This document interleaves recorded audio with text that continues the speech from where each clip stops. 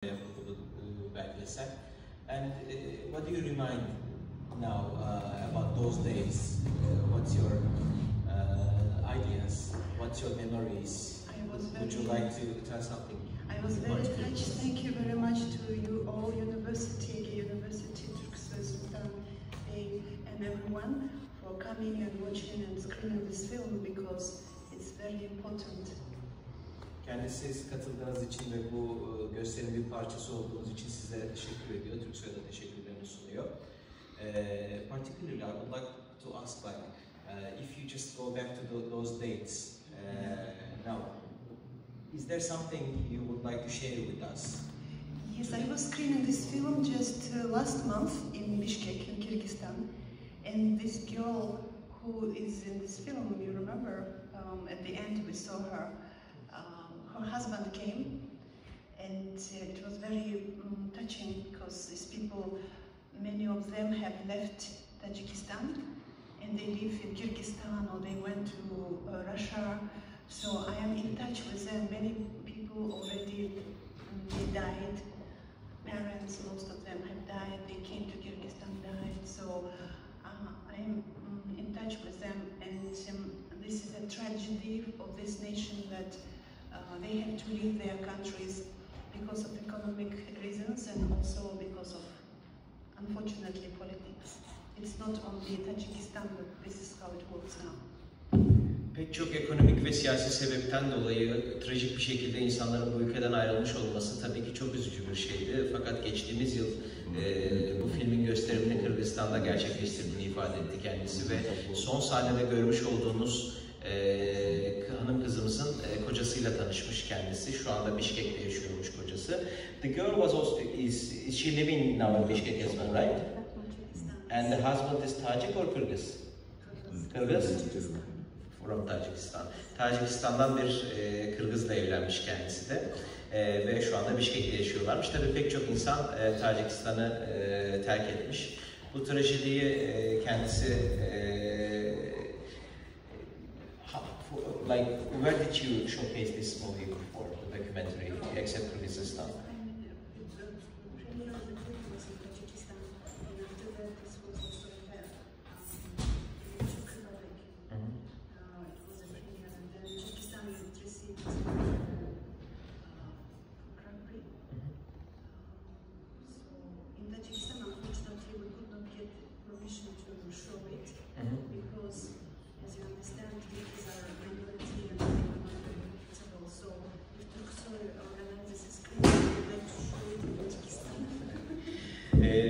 Bu eseri Tacikistan'da gösterme fırsatı yakalayamamışlar maalesef. Çek Cumhuriyeti, Türkiye ve farklı ülkelerde, Kırgızistan'da da ödül almış bir eser.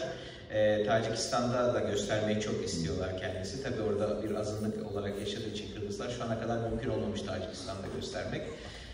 Kendisine eğer sorusu olan varsa Kırgızistan'la alakalı, eserle alakalı Kırgız memnuniyetle cevaplar. Herhangi bir sorusu olan var mı? There's a question here from the audience, if you would like to answer. How long did it take for the filming? How are you happy? Because I see different climates there. 2 yıl. 2 yıl. Farklı iklimler olduğu için ne kadar sürdüğünü sordu beyefendi film çekimlerinin. Yaklaşık 2 yıl sürmüş bu belgesel hazırlamak.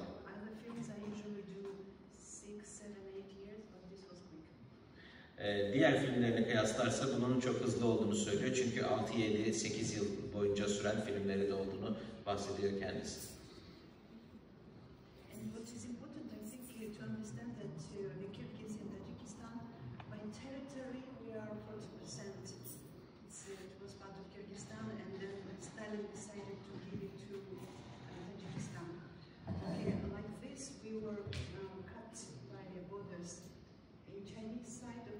Also, there are Kyrgyz people living in Afghanistan. They live in some refugees from Afghanistan now live in Turkey in one region.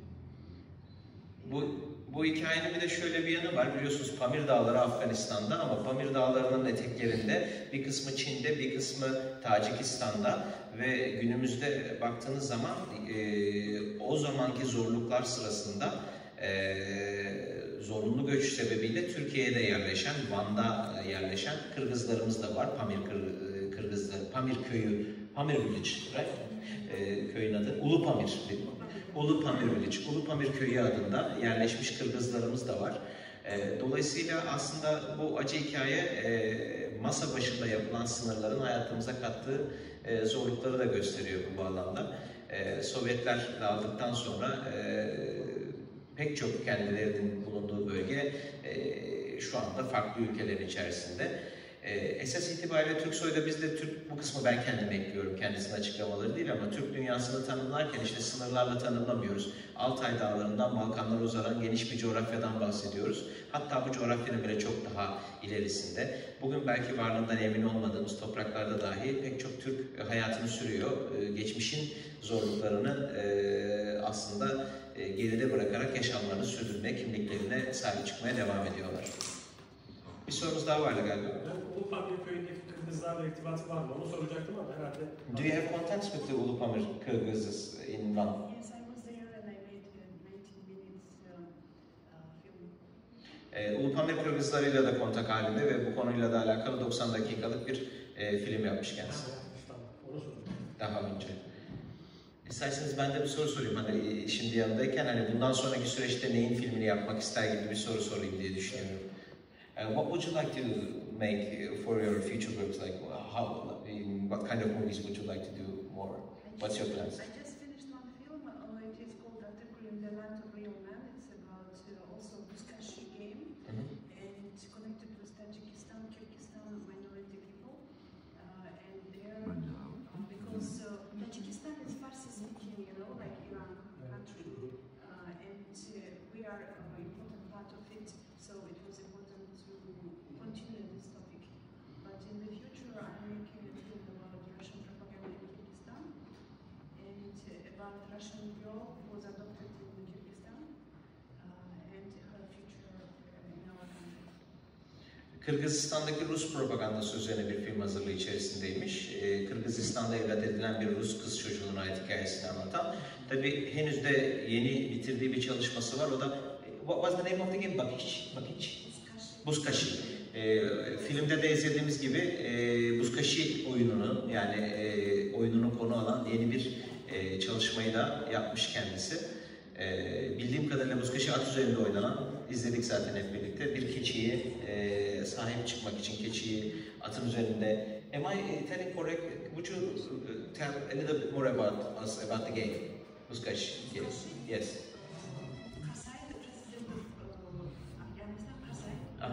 Yes, Hamid Karzai. This Buzkashi game. Uh-huh. No?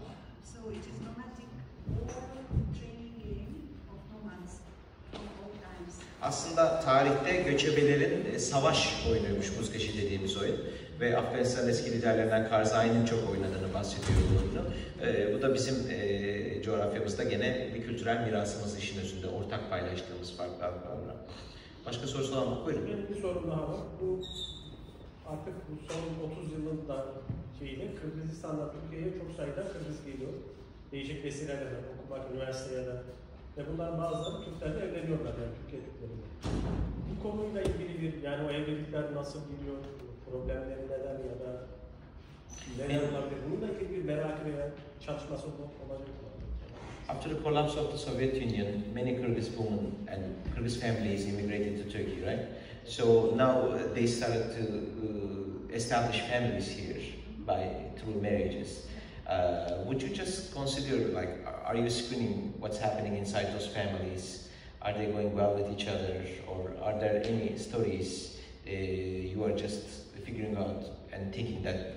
Of course, I follow what is going on in general. Of course, I have seen some situations. I follow in the news what's happening because these women are not necessarily everything is perfect. Obviously, there are sometimes huge problems, but it's true that there are many Kyrgyz women who marry Turk men, and or my niece, she married Kyrgyz Turk citizen from Van, and she lives in Ankara.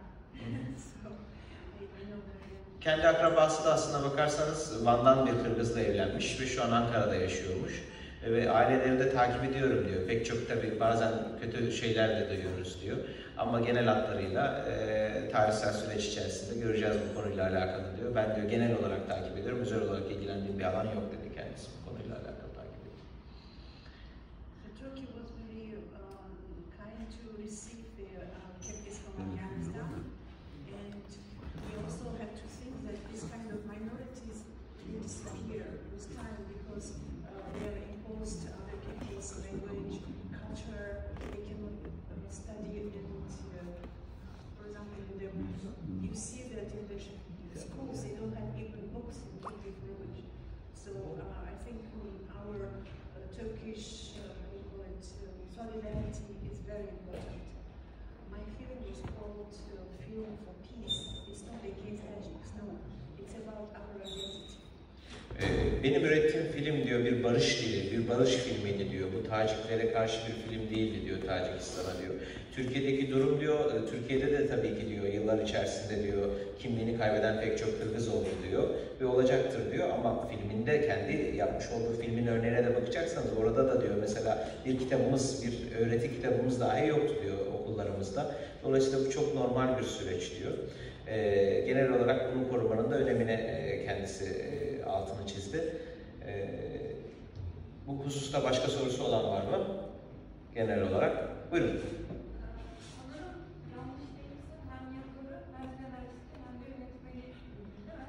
You are the writer, script writer, and at the same time director of the documentary, if she is asking if it is correct.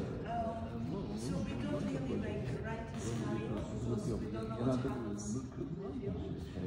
But yes, I write a lot to get money, to find money, to explain what kind of situation, what people, and what I want to do.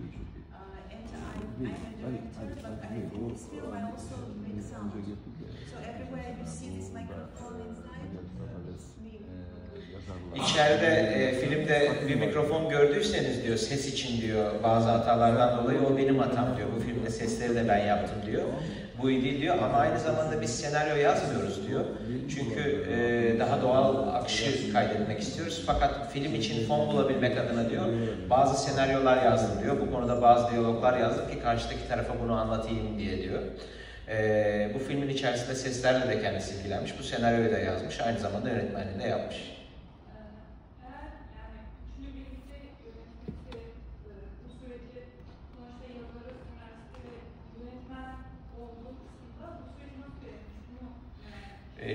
She is just questioning if this was difficult or how did you manage to doing like all three things like at the same time, dealing with the sound, directing the movie and thinking about the funding and scenario, like in general, the project, how did you manage it? Oh, it was much better because I had a producer. Now often I make my films, I produce myself and I also do camera. Bence diyor daha kolay ve rahat oluyor diyor. Çoğu filmimde diyor ben diyor kendim yapımcı da oluyorum diyor ve bazen de diyor kamerayı da elime alıyorum diyor ve bu şekilde daha kolay olduğunu düşünüyorum diyor. Kendisi. Bir hatırlayayım mı da? Tabii bilmiyorum. Ha? Bir dostu, Christian isminde bir dostu burada operatör olarak yani kameraman olarak çalışmış.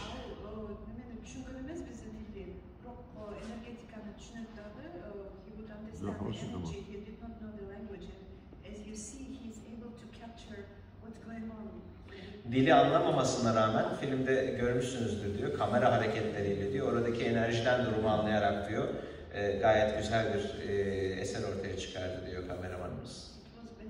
Dili anlamamasına rağmen. Kendisi de benimle konuşurken Kırgızca'ya geçti bir anda ama. I said you just turned it into a Kyrgyz language while you're speaking with me. You know, you didn't recognize. No worries. But you understand. Of course. One more question, last.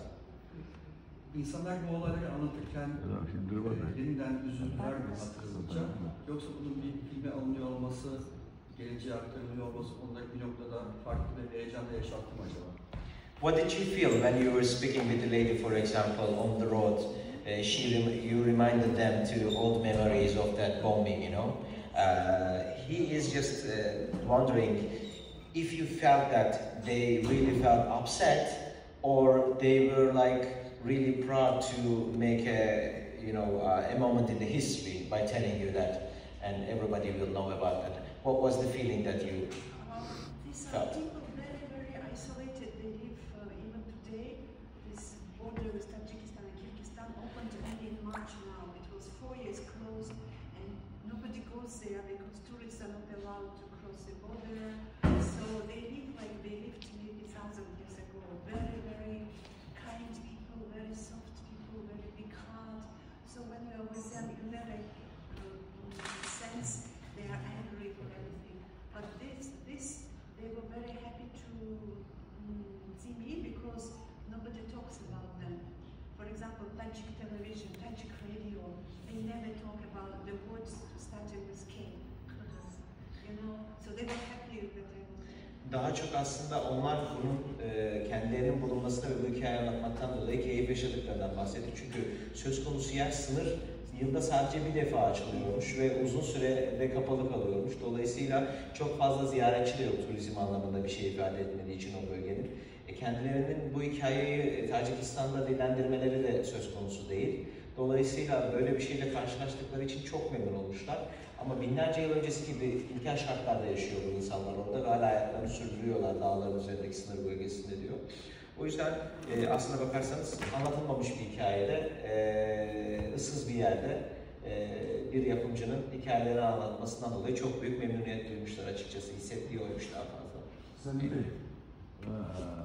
Can Hanım'a çok teşekkür ederiz. Şimdi bu yeni bir film var, onu da gördüğünüz gibi. Evet. Çok teşekkür